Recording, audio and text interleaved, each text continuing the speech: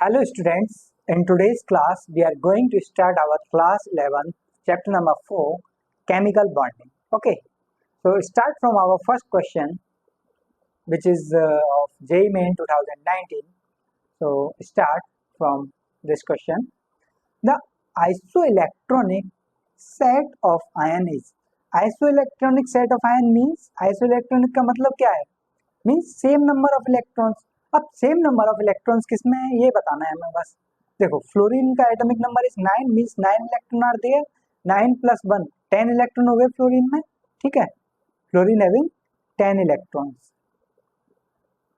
Okay, now lithium plus, lithium में कितना है atomic number, hydrogen helium lithium atomic number is 3, 3 में से एक इलेक्ट्रॉन निकाल लिए तो कितने बचे 2, तो ये तो आइसोइलेक्ट्रॉनिक हो नहीं सकता क्योंकि 10 2 हो गया। अब इसमें देखो नाइट्रोजन एटॉमिक नंबर कितना है 7 प्लस 3 और जोड़ दो क्योंकि 3 इलेक्ट्रॉन है, 7 और 3 10 electron in nitrogen. Okay, lithium में कितने आ गए फिर से 2, तो ये भी नहीं हो सकता अपना आंसर। ठीक है, next lithium plus again 2 and sodium में कितने हो जाएंगे 10, तो ये भी नहीं होगा, ये वाला आंसर हो जाएगा। देख लो ऑप्शन में nitrogen 7 plus 3 that is equal to 10। Okay, oxygen में कितना आ जाएगा, ऑक्सीजन का atomic number 8 plus 2 electron that is equal to 10। Okay, fluorine का atomic number is 9 plus 1 electron that is equal to 10 and sodium का atomic number is 11 minus 1 that is equal to 10। ठीक है, क्योंकि इस बार एक इलेक्ट्रॉन को निकाला हमने इसलिए प्लस चार्ज था। ठीक है, so the right answer is D. Okay, next question, which of the following compound contains no covalent bond, means वो कौन सा कंपाउंड है जिसके अंदर कोवेलेंट बॉन्ड नहीं है। ठीक है, तो देखो ये KCl क्या है, KCl एक आयोनिक कंपाउंड है। ठीक है, PH3। अब देखो हम क्या करेंगे इसमें इलेक्ट्रोनेगेटिविटी डिफरेंस निकालेंगे। If delta EN is less than 1.7 then it is covalent. If delta En is equal to greater than 1.7 that means it is ionic.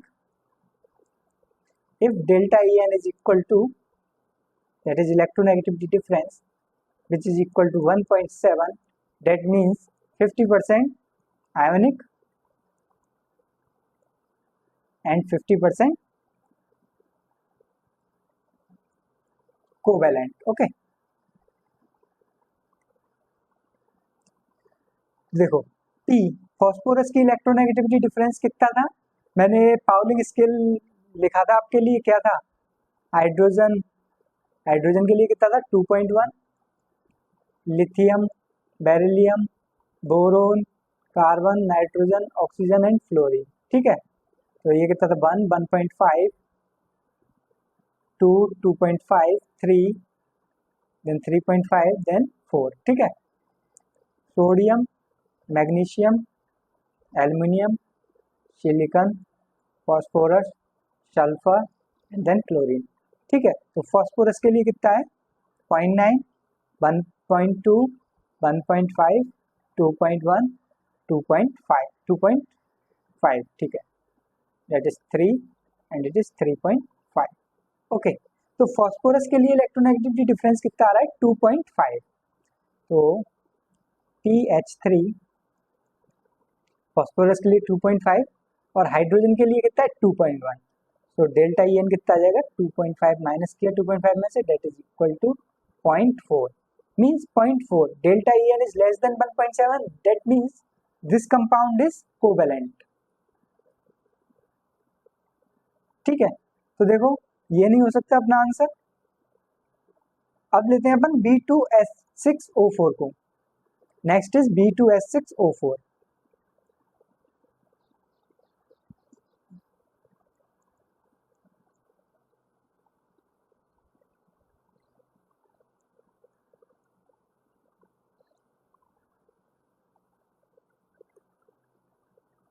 ठीक है, इस तरीके का स्ट्रक्चर बनेगा B2S6 का।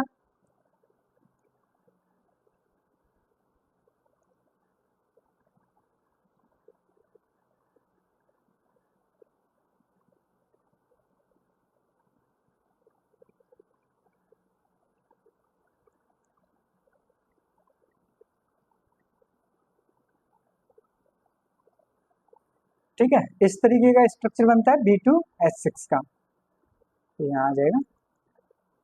ठीक है, तो B2H6, तो इसके अंदर क्या है, कोवेलेंट बॉन्ड है, तो this is also covalent, this is also covalent. अब इलेक्ट्रोनेगेटिविटी डिफरेंस से भी देख सकते हैं, बोरोन की कितनी है 2, तो 2 माइनस हाइड्रोजन की कितनी है, हाइड्रोजन की 2.1 means 2.1 that is equal to 0.1 के अराउंड आ जाएगा, पॉजिटिव लेना है। ठीक है,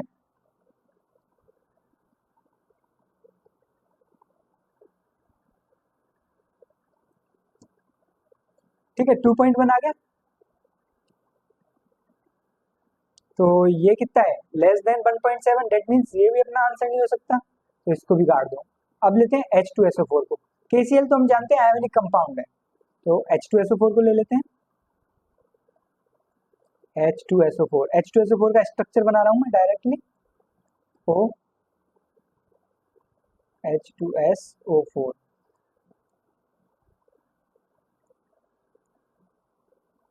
ठीक है, ये स्ट्रक्चर बन जाएगा H2SO4 का, SOOOH and this is your OH। ठीक है,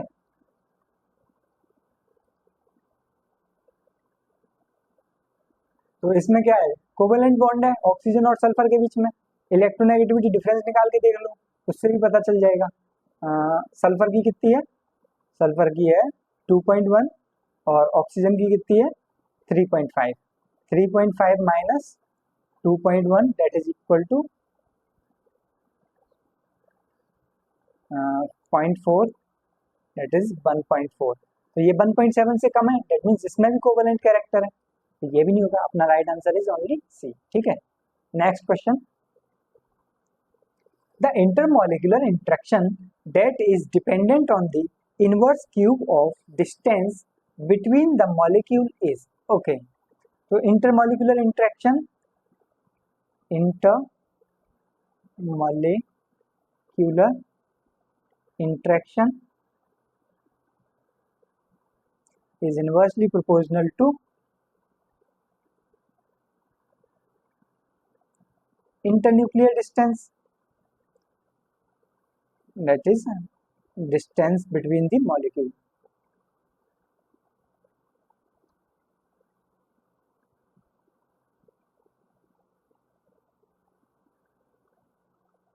ठीक है, मैं इसको रिप्रेजेंट करूंगा R से। ठीक है, तो अब देखो intermolecular interaction is dependent on the inverse cube of the distance, inverse cube of the distance means R⁻³ है।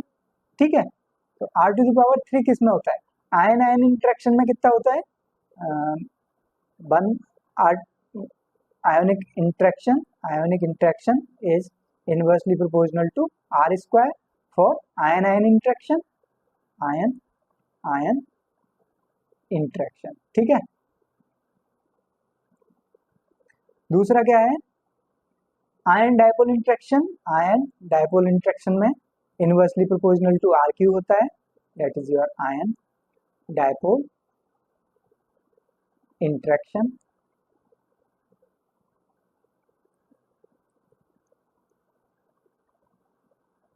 ठीक है, और आयोनिक इंटरेक्शन, ओके, तो ionic interaction is directly inversely proportional to London forces के लिए क्या होता है 1/R⁶ for London forces,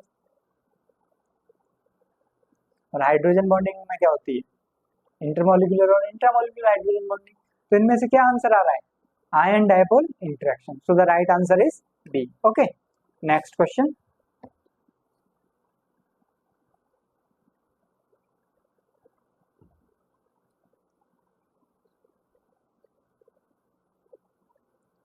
the nodal plane in the pi bond of then ethene molecule is, तो नोडल प्लेन कौन सा होगा, nodal plane is the molecular plane, so the right answer is A, this is your ethene, okay, and this is your nodal plane.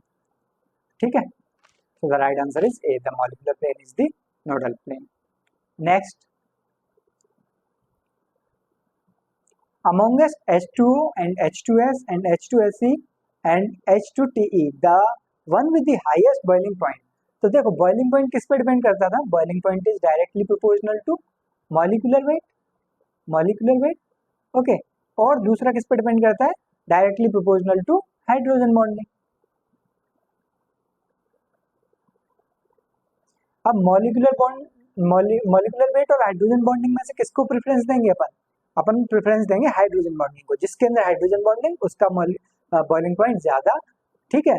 तो hydrogen bonding किसके अंदर दिख रही है मेरे को, H2O के अंदर हाइड्रोजन बॉन्डिंग है, तो इसका बॉइलिंग पॉइंट क्या होगा, सबसे ज्यादा। सो H2O because of hydrogen bonding, ठीक है। तो बॉइलिंग पॉइंट सबसे ज्यादा किसका है, H2O का। उसके बाद किसका आएगा, दिस इज योर H2O। अब उसके बाद देखेंगे मॉलिक्यूलर वेट, क्योंकि इनमें हाइड्रोजन बॉन्डिंग तो है नहीं, मॉलिक्यूलर वेट सबसे ज्यादा किसका है, TeH2 का। तो H2TE, then H2Se, then H2S, ठीक है। ये ऑर्डर हो जाएगा हाइड्रोजन बॉन्डिंग का। So right answer is A. तो next question, arrange the following compound in order of increasing dipole moment. Toluene given है, meta dichlorobenzene, ortho dichlorobenzene and para dichlorobenzene. तो देखो एक फॉर्मूला पता है अपने को, क्या होता है, mu square, mu resultant is equal to under root of μ1 square plus μ2 square minus 2 times of μ1 μ2 into cos theta, ठीक है। अब जैसे जैसे थीटा की वैल्यू इंक्रीज होगी तो ये म्यू रिजल्टेंट की वैल्यू क्या हो जाएगी, डिक्रीज हो जाएगी। जैसे जैसे थीटा की वैल्यू इंक्रीज होगी तो म्यू रिजल्टेंट क्या हो जाएगा, डिक्रीज हो जाएगा, ठीक है। तो अब देखो एक है अपने पास toluene, this is your toluene,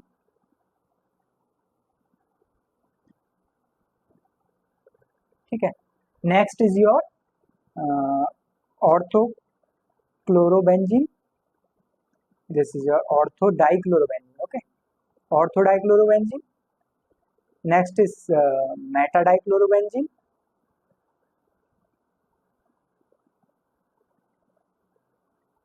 ठीक है, this is your meta dichlorobenzene.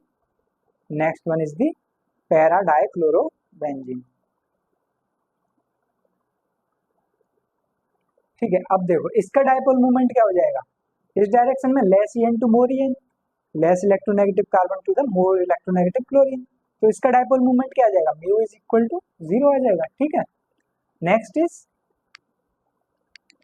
Meta dichlorobenzene, इसका डाइपोल मूवमेंट इधर रहेगा और इसका इधर रहेगा। तो इनका रिजल्टेंट क्या आएगा, रिजल्टेंट आएगा यहाँ कहीं, ठीक है, दिस इज द रिजल्टेंट। और इसका रहेगा इधर और दूसरा इसका इधर, तो इनका रिजल्टेंट क्या आएगा, इधर। अब देखो थीटा की वैल्यू कौन से में ज्यादा है, इस वाले में theta is more, theta is more, theta is less. इन दोनों को कंपेयर करने वाला हूं मैं, किसका डाइपोल मोमेंट ज्यादा होगा, ठीक है। तो थीटा की वैल्यू इसमें लेस है, इसमें मोर है। अगर थीटा की वैल्यू मोर है तो म्यू रिजल्टेंट क्या हो जाएगा, कम। इसका मतलब mu resultant is less, mu resultant is lower and mu resultant is in this case is higher, ठीक है। इन दोनों का कंपैरिजन है, ठीक है। अब देखेंगे टोल्यूइन का, टोल्यूइन का डाइपोल मूवमेंट क्या रहेगा, कार्बन से कार्बन, यानी कि यहाँ है sp2 कार्बन है अपने पास, देखो बेंजीन बनाता हूं मैं ठीक से,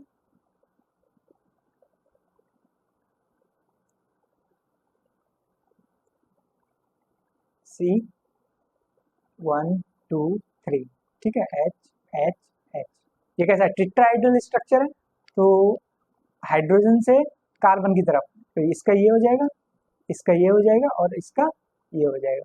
तो म्यू रिजल्टेंट कहाँ जाएगा, इधर की साइड, ये जाएगा म्यू रिजल्टेंट, ऐसे जाएगा, ठीक है। अब देखो ये कार्बन कैसा है, sp3, और ये कार्बन कैसा है, sp2। तो इन दोनों कार्बन के अकॉर्डिंग डाइपोल मूवमेंट का डायरेक्शन क्या होगा, लेस इलेक्ट्रोनेगेटिव sp3 है और मोर इलेक्ट्रोनेगेटिव sp2 है, तो sp3 से sp2, तो म्यू रिजल्टेंट क्या हो रहा है, ऐड। बट ये कैसा है, less polar as compare to dichlorobenzene से, ठीक है, ऑर्थो और मेटा डाइक्लोरोबेंजीन से। तो इसका डाइपोल मूवमेंट क्या होगा, ऑर्थो और मेटा वाली डाइक्लोरोबेंजीन से थोड़ा कम होगा, ठीक है। So the right answer is सबसे ज्यादा हो जाएगा ऑर्थो का, उसके बाद मेटा का, उसके बाद टॉयल्यूइन का, उसके बाद पैरा का। सो the right answer is ortho, यानी कि सेकंड वाले का सबसे ज्यादा, ओके। देन मेटा, नहीं, ऑर्थो कौन से में, थर्ड वाले में, ऑर्थो इज इन थर्ड, तो ऑर्थो कौन से में, थर्ड वाले में, ठीक है। देन सेकंड वाले में मेटा है, देन सेकंड पे आएगा meta, then next is toluene means first वाला ये। So the right answer is B, okay. तो next question, the number and type of bonds between two carbon atoms in CaC2R, ठीक है। ये है अपना C triple bond CA, this is your calcium. So the number of pi bonds are 2 pi bonds, 2 pi and 1 sigma, 2 pi and 1 sigma. So the right answer is B. Okay. Next question. The molecule which has zero dipole moment is, zero dipole moment बताना है, ठीक है। तो zero dipole moment BF3 का होगा, क्या structure होता है, ट्राइगोनल प्लेनर स्ट्रक्चर होता है, ठीक है। यह आ जाएगा F, यह आ जाएगा F, डाइपोल मोमेंट की direction less electronegative to more electronegative, ठीक है। तो ये हो जाएगी, इन दोनों का म्यू रिजल्टेंट कहाँ आएगा, यहाँ, तो ये आपस में क्या हो जाएंगे, कट जाएंगे, ठीक है, ये आपस में कट जाएंगे, mu resultant is equal to 0 आ जाएगा। NF3 के लिए क्या आ जाएगा, N3 fluorine atoms are there, तो F pyramidal structure is there, okay। तो डायरेक्शन क्या हो जाएगी, less EN to more EN,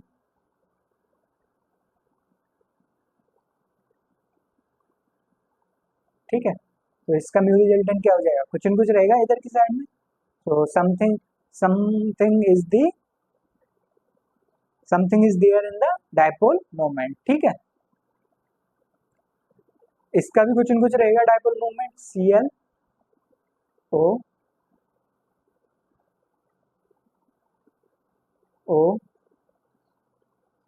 O5 6 7, ठीक है। तो इसका भी कुछ न कुछ डाइपोल मोमेंट रहेगा, तो जीरो डाइपोल मोमेंट तो सिर्फ बी वाले का दिख रहा है, okay. Next question, element X is strongly electropositive and element Y is strongly electronegative, ठीक है। Both are univalent, univalent means single positive और negative charge, either a single positive और अ नेगेटिव चार्ज, ठीक है। The compound form will be X plus Y minus. अब doubt कहाँ आएगा, इसमें भी X प्लस वाई माइनस और X minus Y plus, minus किस पे लें और प्लस किस पे लें, यही डाउट है ना। तो देखो X कैसा है, स्ट्रांगली इलेक्ट्रोपॉजिटिव, तो X पे क्या आएगा, पॉजिटिव चार्ज, और Y इज स्ट्रांगली इलेक्ट्रोनेगेटिव, तो Y पे कैसा आएगा, नेगेटिव चार्ज, ठीक है। So right answer is A। Next question, which of the following compound is covalent. Covalent के लिए क्या करेंगे, वही इलेक्ट्रोनेगेटिविटी डिफरेंस फाइंड करेंगे, तो यहाँ कितना आएगा, 0, तो this is our covalent compound. ये कैसा है, ionic, K plus Cl minus, यहाँ क्या आ जाएगा, Na प्लस और S2 माइनस, ठीक है। ये क्या आ जाएगा, Ca2 प्लस O2 माइनस। सारे के सारे कैसे हैं, आयोनिक, सिर्फ एक ही कंपाउंड है जो कि कोवेलेंट है, कौन सा है, हाइड्रोजन, ओके।